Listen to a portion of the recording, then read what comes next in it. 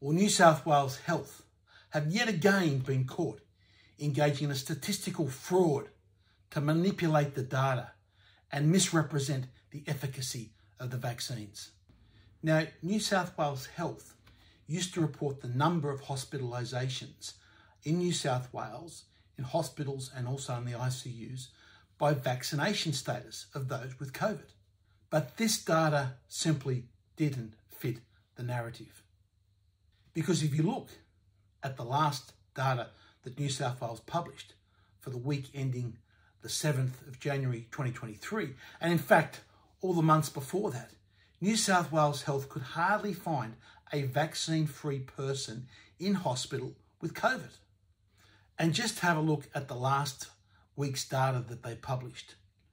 810 people quadruple vaccinated or more. They could have been 5 times vaccinated, but 810 people at least quadruple vaccinated were in New South Wales hospitals with COVID, compared to 0, not a single person unvaccinated in New South Wales with COVID. They couldn't find one person, and this is just not an outlier. This has been going on for week after week after week. And in fact, if you actually graph it, and you can see here a graph of the past several months, comparing the vaccination status of people in New South Wales and hospitalisations, and you can see it's the same as other data that we are seeing from overseas. The more that you have been vaccinated. Now, such data for New South Wales Health that have been great advocates of the safe and effective narrative, of course, is very inconvenient and very embarrassing. So what did New South Wales Health and the Liberal government do with this inconvenient data? Well, like any good bureaucrats, they decided to hide the data from the public.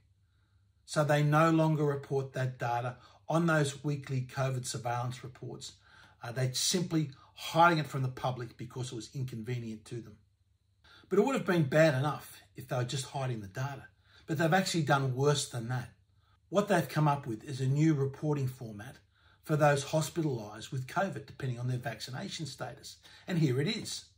They call this their COVID risk monitoring dashboard. Now, what they are doing here is they're reporting, rather than the raw numbers of people in hospital with COVID by vaccination status, they're reporting it by percentage. But the fraud, the statistical fraud, the deception that they've engaged in, is they have lumped those that are unvaccinated with those what they call unknown. So who are these people that are unknown? Firstly, how does New South Wales Health be so incompetent with the Medicare records they don't know the vaccination status of many people in hospital with COVID? But New South Wales Health have actually given us an indication of who these unknown people actually are.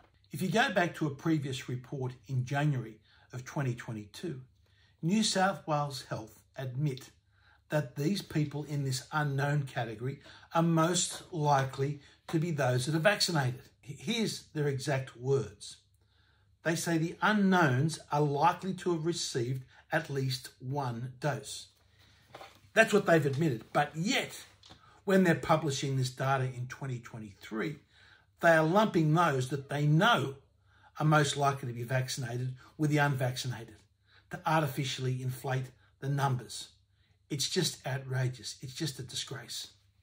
So what this actually does, the statistical fraud they've engaged in, firstly, they hide that the fact that there are no unvaccinated people, almost no unvaccinated people in our hospitals with COVID or in our ICUs.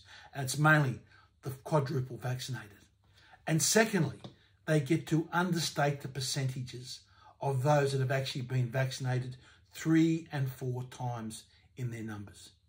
It is pure, simple statistical fraud, a manipulation of the numbers to deceive the New South Wales and, in fact, the Australian public. This is done by New South Wales Health and the Liberal government of New South Wales. It's data tampering, but sadly, this is what we've seen from these vaccine fanatics, that they manipulate the data, they hide the data from the public because they don't want the truth to get out. Kerry Chant, the CEO of New South Wales Health, And Brad Hazard, the health minister, shame on you for allowing your bureaucrats to engage in this dishonest, fraudulent, manipulative way to present the data, to hide it from the New South Wales people. It's a disgrace, and you both should resign.